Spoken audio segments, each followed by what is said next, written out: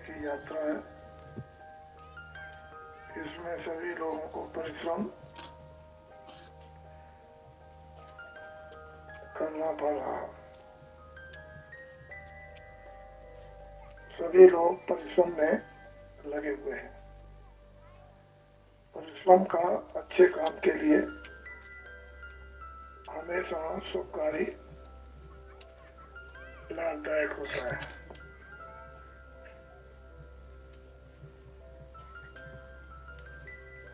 हम सब लोगों को यात्रा में जो जो संदेश सुनने को मिले हैं, उनको अच्छी तरह से सब लोग अमल में लाए। ये लोग और परलोक के लिए ये सबके हितों के वास्ते कि सब लोगों का इसमें भला हो। छोटे और बड़े, अमीर और गरीब, जो लोग भी अपनी जिंदगी से ऊब गए या परेशान हैं, उन लोगों के लिए भी लाभदायक। परमार्थियों को ये ध्यान रखना चाहिए कि जिनको भजन करने का रास्ता मिल गया, वो भजन की तरफ चलेंगे। ज्यादा रुझान आप लोगों का भजन की तरफ हो, क्योंकि भजन ये सर्वोपरि अंतिम अपना लक्ष्य और कार्य है। बाकी शरीर रक्षा के लिए उतने ही कार्य जरूरी है जिससे कि शारीरिक अपनी व्यवस्था बनती चली जाए और मन अपना इंद्रियों से हटे और इंद्रियां भोगों की तरफ से हटे। जब इंद्रियां भोगों की तरफ से हटेंगी और मन इंद्रियों की तरफ से हट जाएगा, तो भजन में रुचि आने लगेगी, आनंद आने लगेगा, अनुभव होने लगेगा। इसीलिए हम लोग इस रास्ते में सम्मिलित हुए कि हमको परमार्थ का सही और सच्चा रास्ता मिले। एक जगह बैठ करके सबको आज के समय में लाभ नहीं पहुंचाया जा सकता, क्योंकि सब लोग अपनी अपनी परेशानी, बीमारी और गृहस्थ आश्रम के अनेक प्रकार के झगड़े और धन की कमी के कारण महात्माओं की खोज वो लोग नहीं कर सकते हैं।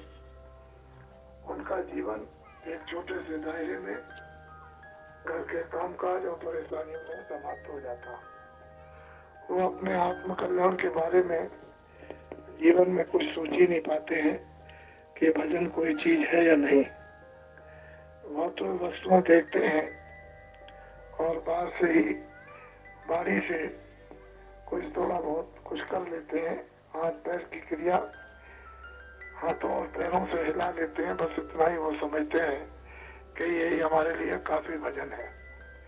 ये शारीरिक क्रिया जिससे आप मजबूत स्नान, खेती, दुकान, दफ्तर का काम करते हो, जिस जबान से संसार के शब्दों द्वारा बोध कराते हो, वो परमात्मा की चेतनता है, सबसे परे है, मन से भी परे है, बुद्धि से भी परे है, चित्त से भी परे और पांचों तत्वों से परे। जब हम अपनी आत्मा से सबसे प्रथम आत्मा का जागरण जब करेंगे, तो हमको भजन करना पड़ेगा, नाम की कमाई करनी होगी। बिना नाम की कमाई के आत्मा का जागरण इस मनुष्य शरीर में नहीं हो सकता। जब नाम की कमाई होगी तो नाम उस गंदगी को, मैल को, जो मन पर, बुद्धि पर, चित्त पर, अंतःकरण पर और जीवात्मा पर जमा है, उसको वो नाम एक साबुन है, वो सफाई करेगा। जब सफाई होगी तभी जागरण सूरत का होगा। वो अपनी चेतनता जब आएगी तो उसे स्वयं अपने आप का होश होगा।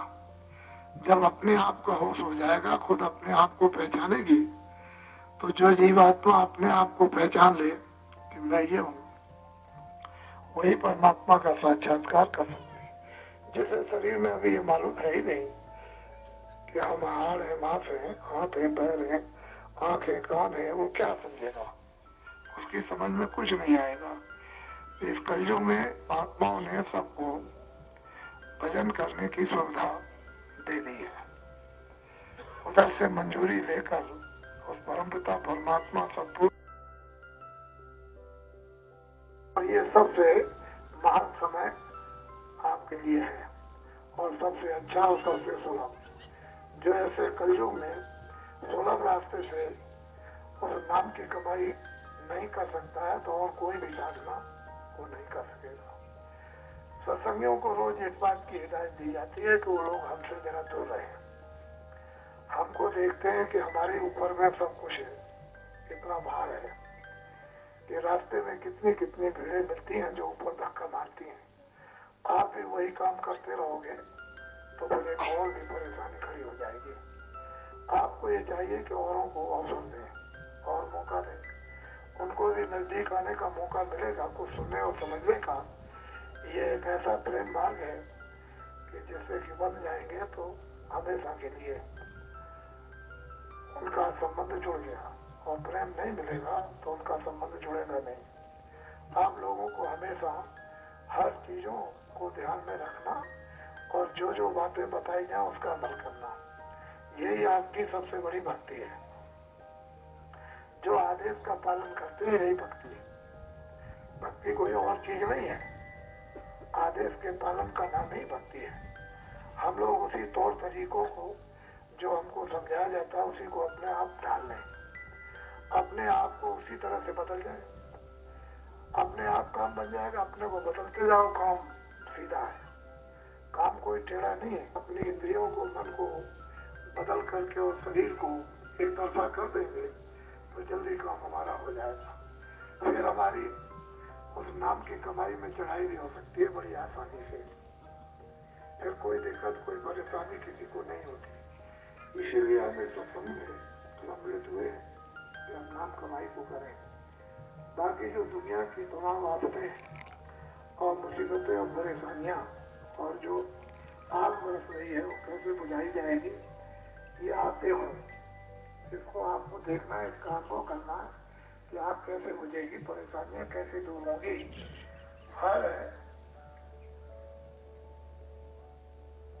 जंगलों में कोई ना कोई जो मार्ग भी नहीं होता है, झाड़ियां होती है, बड़े बड़े जंगलों में कांटे होते हैं, कोई पगडंडी रास्ता नहीं मिलता, वहां भी रास्ता निकल जाता है। इसी तरह से मनुष्य ऐसी जटिल इन उलझनों में अपनी बुद्धि को उलझा चुका कि उसकी समझ में कुछ आता ही नहीं कि है क्या, खेल क्या।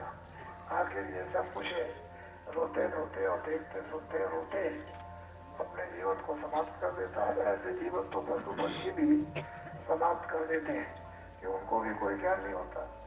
अगर खाने पीने की बात ये कहते हो तो ब्रेड तो आपसे बड़ा जानवरों का है, तो आपसे ज्यादा आप तो 2-4 रोटी खाते हो, लेकिन जानवर तो मतलब यह है कि पूरा एक कट्टर चारा खा जाते हैं, उनका पेट बड़ा है, उनका भी पेट बन जाता है और वो भी पानी पी करके रात को आराम करते हैं और वो भी बच्चों को पैदा करते हैं, वो दूध पिलाते हैं, वो भी बच्चों से अपने प्यार करते हैं। उनके तौर तरीके प्यार करने के अलग है और उस प्यार से उस बच्चे को ये मालूम होता है कि हमारी माँ हमको प्यार करती है और माँ भी समझती है कि बच्चा हमको चाहता है। अगर मनुष्य को बुद्धि दी और मनुष्य अपनी बुद्धि से सब चीजों को, भूत भविष्य और वर्तमान को समझ नहीं सकता तो जानवरों से भी गया मुझे, जानवरों से भी नीचे श्रेणी में चला गया। इसलिए मनुष्य बुद्धि इसलिए बड़ी है कि पंचभौतिक शरीर पांचों तत्व समान दिए उस सब मैले को खाते हैं। आपने देखा होगा उनको न नंगे रहने का कोई ज्ञान रहता है और न कोई खाने का कोई ज्ञान, न कुछ पहनने का ज्ञान है। फेंक दिया कपड़ा, उतर गया, नंगे हैं तो नंगे हैं, गंदे हैं तो गंदे हैं। एक तत्व की भी कमी अगर हो गई तो मनुष्य बिल्कुल मुनि को पागल हो जाएगा। तो ये सब कुछ अगर जानवरों को भी पांचों तत्व पूरे परमात्मा देते तो ये भी बोलने लगेंगे, इनको भी वही बुद्धि हो जाएगी जो आपको है। उसमें कोई भी किसी तरह का फर्क नहीं है, वो भी भूत और भविष्य को समझने लगेंगे। और जिस तरह से आप विद्या पढ़ते हो वैसे उनको भी पढ़ाई जाए, वो भी पढ़ लेंगे। लेकिन उनमें पांच तत्वों की कमी के कारण समानता नहीं है उनमें। कभी किसी में 4 तत्व है, किसी में 3 है, किसी में 2 है और किसी में 1 ही है। इस तरह से अलग अलग उसने ये जड़ता की खानियां बना रखी हैं इन तत्वों की, और उनमें अपने अपने कर्मानुसार जीवों को भी देते हैं। और जीव अपने अपने कर्म किए हुए फल को उनमें भोगते रहते हैं, और वो छुटकारा होने का काम तो मुश्किल है उसके लिए। आप इतने बड़े जेल खाने को नहीं समझते हो कि आखिर हम किन कर्मों के द्वारा वहां भेज दिए जाएंगे। इन कर्मों को जलाने के लिए बस केवल एक नाम योग है। जब नाम की कमाई करोगे उसमें चिंगारी है, उस ढेर में पड़ेगी, घास का या पाप का ढेर जलकर राख हो जाएगा। तभी आप में ये निर्मलता पवित्रता आ जाएगी। और निर्मल जन स्वभाव पावे मोह चिंतित कपट नहीं भावे। जो निर्मल है वही उसको प्राप्त करते हैं।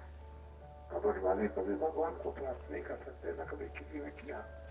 ये लोगों ने किया है निश्चल होकर, वो निश्चल हो जाते हैं, शुद्ध और पवित्र हो जाते हैं। वही नहीं तो कितनी पूजा पाठ आप करते रहो मंदिर में, गंगा जी के किनारे देवी देवताओं की, मस्जिद में, गिरजाघर में, कहीं भी, उससे होने वाला क्या है? जब तक ये मनुष्य मंदिर पवित्र नहीं होता, इसकी गंदगी दूर नहीं होती है, तब तक परम प्रताप परमात्मा का साक्षात्कार मौत मरने के पहले हो ही नहीं सकता। जब ये पवित्र हो जाएगा तभी लोगों ने इस मनुष्य रूपी मंदिर में अपनी जीवात्मा से उसका साक्षात्कार किया। और मुसलमानों में जो फकीर आए उन्होंने उस रूह को पाक साफ करके रूह से उस खुदा का दीदार किया। असल चीज ये है कि मंदिर को साफ करना। हम लोग क्या करते हैं, बाहर से मंदिर बना देते हैं, किसी देवता की याद करना ये बुरा नहीं है। वो तो हर किसी महात्मा की, हर युग के किसी महात्मा, तपस्वी और ज्ञानी और वीर और धर्मात्मा की याद करनी चाहिए। लेकिन उस पर अगर ये आधारित हो जाओगे कि नहीं हमारा आत्म कल्याण हो जाएगा, वो नहीं होगा। क्योंकि किताबों में ये लिखा हुआ है कि गुरु की खोज करो। ठीक है, राम बहुत बड़े थे, कृष्ण बहुत बड़े थे, भगवान थे, इसमें कोई संदेह नहीं है। वो उस समय की हस्ती बहुत बड़ी थी, वो ज्ञानी थे, लेकिन अब वो चले गए। उन्हीं की किताबों में लिखा हुआ है कि अर्जुन, तू तत्वदर्शी महात्माओं को खोजना जो मुझे पा चुके हैं। जब तक वो नहीं मिलेंगे तब तक तेरा कल्याण नहीं हो सकता। इसी तरह से हर जगह, हर किताब में लिखा हुआ उन्हीं की, जो लोग आए जिनको आप भगवान कहते हो, तो आपने अपने क्रम को जो हमेशा का सनातन था उसको तो छोड़ दिया कि हमको उसकी तलाश और खोज करना है और अपनी मौजूदगी में गुरु और मुर्शिद को ढूंढना। अब कौन गुरु मुर्शिद है इसके जानने की जरूरत है। अब वो कैसे जाना जाएगा आपको तो ये मालूम नहीं। आपने तो एक प्रचलित शब्द और पकड़ लिया कि हमको किसी को अपना गुरु बना लेना, उसके बाद में बस हो जाएगा। लेकिन ये नहीं तुमने सोचा कि अंधा गुरु और बहरा चेला और हो नर्क में ठेलम ठेला। उसी रामायण में लिखा है कि गुरु सिख बद अंध बदल कर लिखा, एक नहीं सुने एक नहीं देखा, एक ना सुनता है ना एक देखता, तो वे दोनों नर्क में जाएंगे। उन्हीं धार्मिक पुस्तकों में लिखा है जिन महात्माओं ने सब कुछ। अब महात्माओं के उपदेश और महात्माओं के भाव अपने अपने समय के अलग अलग होते हैं, लेकिन चीज तो एक ही है, समझाने का तौर तरीका। जब अपनी जगह पर आ जाओगे तो चीज तो एक है, लेकिन जहाँ उलझन होगी उसके समझाने और निकालने के लिए कब उसको आप नहीं समझ सकते। तो आप लोगों ने जो इसी यात्रा का अनुभव किया वो आपने देखा कि एक समानता है। इसमें सबसे बड़ी जो आपको चीज मिलनी चाहिए और समझ में आना चाहिए वो भाव। सब में श्रद्धा है, सब में भाव है, सब में एकता है। लोगों के मन बदले हैं, लोगों की बुद्धि बदली है, लोगों का खड़ा होना, बैठना, उनका सुनना, ये सब बदला हुआ दिखाई एक रस दे रहा। चाहे आसाम की जनता में जाओ, चाहे उड़ीसा की जनता में जाओ, चाहे आप बिहार और बंगाल की जनता में चले जाओ, चाहे नागालैंड की, लेकिन कुछ ऐसा ईश्वर का कुछ खेल और तमाशा है कि जो बातें आपको पहले बताता था वो आपके सामने देखने को मिली। आप ऐसी कल्पना करते होगे कि शायद ऐसा नहीं हो सकता, लेकिन अब तो देखने को लोगों को मिला। ये सब चीजें अपने जीवन में अनुभव में आती है। वो अनुभव एक है सच है और सत्य है, उसमें कोई किसी तरह की मिलावट नहीं होती है। जो अनुभव होता है, मनुष्य तो मनुष्य ही है। अगर मनुष्य बन जाए तो फिर क्या, मनुष्य बन गया, ये तो भौतिक ज्ञानी हो गया। और मनुष्य थोड़ी सी साधना करे तो देवता बन गया। इसी को लोग देव कहते हैं, देव पुरुष हो गया। पहले तो ये राक्षस है। जिस अवस्था में, अज्ञान अवस्था में हो, जो अज्ञान कर्म करते हो, राक्षस हो, अगर उसको छोड़ करके मनुष्य का कर्म करने लगो तो मनुष्य बन जाओ। इसके बाद फिर ईश्वरी अपनी आध्यात्मिक साधना करने लगो, देव हो जाओ। फिर उसके बाद में जब ईश्वर साक्षात्कार होता है तो कहते हैं इसी मनुष्य को कहते हैं ईश्वर हो गया, भगवान हो गया। इतने जितने लोग भी आए इसी पंचभौतिक मनुष्य शरीर में आए, कोई ऐसा तो नहीं कि आसमान से टपक गए। अरे उनके आने का एक ही रास्ता है, माँ के गर्भाधान में सबको आना पड़ेगा और वहां उनको जन्म लेना। तौर तरीके बताने के अपने अपने अलग अलग हो गए, कोई ऐसे पैदा हो गया, कोई ऐसे, लेकिन बात जो सत्य है वो सत्य ही है, उसमें कोई अंतर नहीं। तो आप लोग हमेशा अपने आप को, अपने जीवन को बदलो, और जितनी जल्दी बदल जाओगे दुनिया अपने आप बदल जाएगी। वो तो अपने को बदलना है, हमको बदल करके लोग कितने देख करके अपने आप बदल जाएंगे। वो तो एक ऐसा है कि कुछ अनुभव होता है देख करके, कोई बदलना होता है देख कर, कुछ अनुमान से बदलना होता है, कुछ सुनकर बदलना होता है।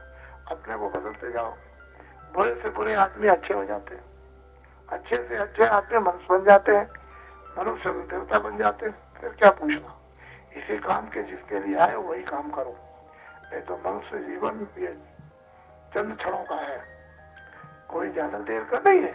क्या बड़ी आयु 50-60 वर्ष क्या होता, अभी देखते देखते रोग चल देते, बस ये खेल खत्म हो जाता है। ताजस से संभाले रहो।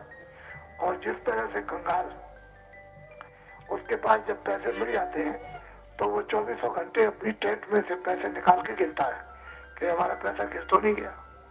इसी तरह से आप अंदर की कमाई हमेशा टटोलते रहो कि जो हमने कमा करके रखा वो गिरा तो नहीं, वो कहीं इधर उधर तो नहीं हो गया। बड़े संभालने की जरूरत है, बड़ी हिफाजत की जरूरत है। जिस तरह से कंगाल आध्यात्मिक दौलत और आध्यात्मिक खजाना भंडार, उसको इसी तरह से संभाल करके उसको कठोरता के साथ रखना। जब घड़ा भर जाएगा, तालाब भर जाएगा, समुद्र भर जाएगा, तो उसमें से जब किसी को जो चाहे तो दे दो, फिर तो पूर्ण हो जाओगे। अभी तो अपूर्ण हो, अभी कुछ नहीं है, अभी कुछ जमा नहीं किया, कुछ आपके पास है नहीं है, कुछ दे नहीं सकते हो, तो पता नहीं कैसे उसकी कमाई करो। जिन महात्माओं ने उसकी कमाई की है वो तालाब भी बन गए और उसके भंडार बने, समुद्र भी बन गया था। उन्होंने किसी को जो दे दिया, जो उनके सामने पड़ गया, वो तो दया महल की बात पड़ गया, सामने मिल गया। तो 90 दिनों का ये कार्यक्रम था, और ये 76 दिन में इतनी मेहनत की कि मैं भी बिल्कुल एकदम शरीर से बहुत थकित हो गया, क्योंकि इसमें दिन भर मेहनत करेंगे और फिर ये शरीर है हर बात का थोड़ी थकता भी है, तो एक आध दिन कुछ समय, आधा दिन कुछ थोड़ा बहुत विश्राम तो देना ही चाहिए। वहाँ उससे भी ज्यादा काम ले लिया, वो विश्राम का मिला ही नहीं समय, तो थोड़ा बहुत। तो कल का ये जो कार्यक्रम हुआ था उसमें ये आज के लिए पहले ही जो था निश्चित कि आज कोई कार्यक्रम होगा नहीं, केवल विश्राम होगा। लोग थोड़ी सी थकावट अपनी दूर कर लेंगे, और फिर भी लोग ये सोचते हैं, अचानक में चले आते हैं तो उनको तो कुछ मालूम नहीं है कि पीछे क्या मेहनत करके आ रहे हैं। वो तो आदमी आता बावला और पागल, वो तो सोचता है कि जल्दी चलो बाबा जी पर गिरे, लेकिन उसको ये बात सोचनी चाहिए, इस पर विचार करना चाहिए। हम सबसे मिलते हैं, अगर मिलेंगे नहीं तो इतना बड़ा जमघट हम कैसे कर लेंगे।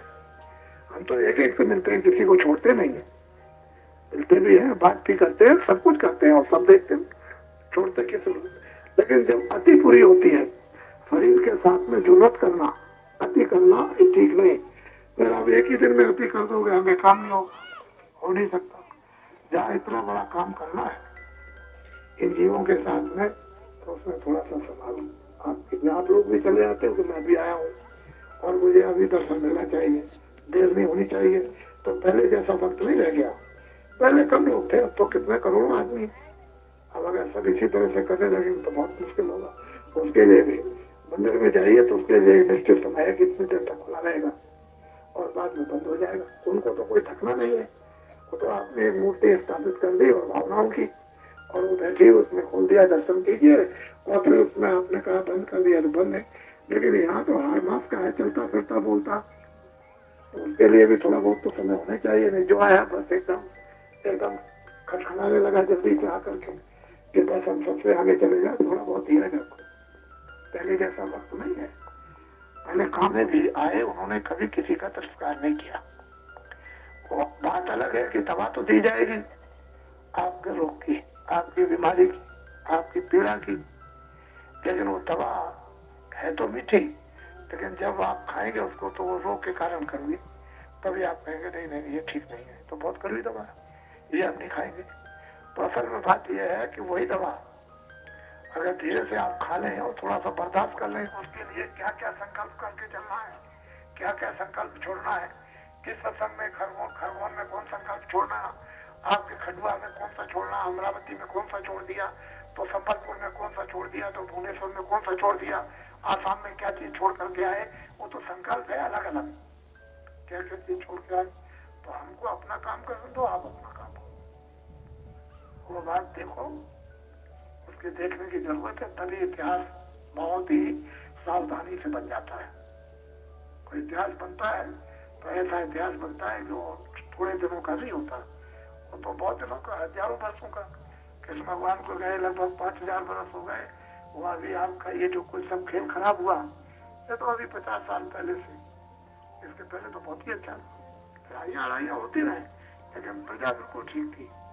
लड़ाई करने वाले तो फौज बांटा की लड़ाई करते ही थे, लेकिन ये प्रजा बिल्कुल ठीक थी, अपने धर्म में आस्था थी, विश्वास था, अपने लगी थी, अपना कल्याण करती थी, ये सब कुछ था। इसी तरह से हम सब लोग जिस काम से आए और जिस काम के लिए हमको ये मनुष्य जीवन आत्म कल्याण के लिए मिला है, उसके लिए प्रयत्न बराबर लो। और महापुरुष और गुरुओं की दया तो आप पर हो ही नहीं है, वो तो दया करता ही है, लेकिन उसकी दया के साथ साथ अपने को अनुकूलता में होना है। जब हम अनुकूलता में हो जाएंगे बस उसके साथ में, जब हम विपरीतता में चले जाएंगे तो उससे अलग हो जाएंगे। तो ये हमारी साधन का कि जिसमें 2 मिनट मेहनत उसकी मजदूरी डबल में, दरवाजा है कि मेहनत की मजदूरी रोज मिलेगी, तो वहाँ क्या अब आपको करना है। मुल्ला साहब थे, उनसे पूछा किसी ने कि ये बताइए आपने भगवान कैसे पाया, लगे इसमें क्या है। एक खेत में काम कर रहे थे, पौधे लगा रहे थे, तो उन्होंने कहा देखो भाई ये देखो पौधा मैंने उखाड़ा है धान का और इधर लगा दिया इस तरफ खेत में, बस ठीक इतनी ही देर में भगवान मिल जाता है। इधर से पौधा उखाड़ो, इधर लगाओ, तुम संसार की तरफ से अपना ध्यान, अपने मन को, अपनी बुद्धि को इधर से हटा के लगा दो, बस में काम हो जाएगा। जब तुम्हारी मन बुद्धि और चित्त उसमें नहीं हटेगा तो फिर कैसे काम होगा, नहीं हो सकता। वो तो थोड़े से में काम बनता है, लेकिन कोई काम कर लेते हैं, बाकी कोई नहीं कर पाते। इतने उनमें कमजोरी और इंद्रियों के आसक्त वशीभूत होते हैं, तद्रूप होते हैं, इंद्रिया भोगों में इतनी लिप्त हो गई है, उस मिट्टी की रूप शकल बन गई उनकी, उसका रूप हो गए, तो उस जड़ता से नहीं हटती, इसलिए ध्यान उनका उस तरफ से हटता नहीं, तो देर होती है। नहीं तो भगवान मिलने में क्या देर लगे। मीरा ने और कैसे पा लिया, कबीर ने कैसे पाया, रैदास जी ने किस तरह से पाया, ऐसे ही। तो असल में चीज यह है कि हमको उसी तरह से अपने आप को धीरे धीरे धीरे धीरे धीरे धीरे धीरे धीरे अपनी जगह पर आ जाना। एक ही दिन में सीढ़ी नहीं छलांग मारोगे, सीढ़ी से ही चढ़ोगे, एकदम सीधे ऊपर भी चढ़ जाओगे। सीढ़ी इसलिए बनाई कि धीरे धीरे चढ़ जाओ, ये नाम की सीढ़ी बनी हुई, धीरे धीरे कमाई कर लो, उसमें देर क्या। तो सत्संगियों को बहुत सावधान की जरूरत। मैं तो कुछ आज बोलना नहीं चाहता था, लेकिन बहुत शोर सपाटा मचाने लगे तो नहीं मतलब ये, तो मैं कहा अच्छा शाम को 10 मिनट के लिए कुछ हो जाएगा। तो आप लोग बोलो जय गुरुदेव, जय गुरुदेव। यह कार्यक्रम आपका जो भी काफले का है वो एक ही दिन का है। ये तो यहाँ एक दिन आपने कैसे बचा करके आज का आराम था, कल का नहीं, लेकिन कल का एक दिन आप मिल गया। तो 22 तारीख को यहाँ रहेंगे और 23 को सुबह प्रातः काल एकदम यहाँ से निकल और अपने कार्य में लग जाएंगे।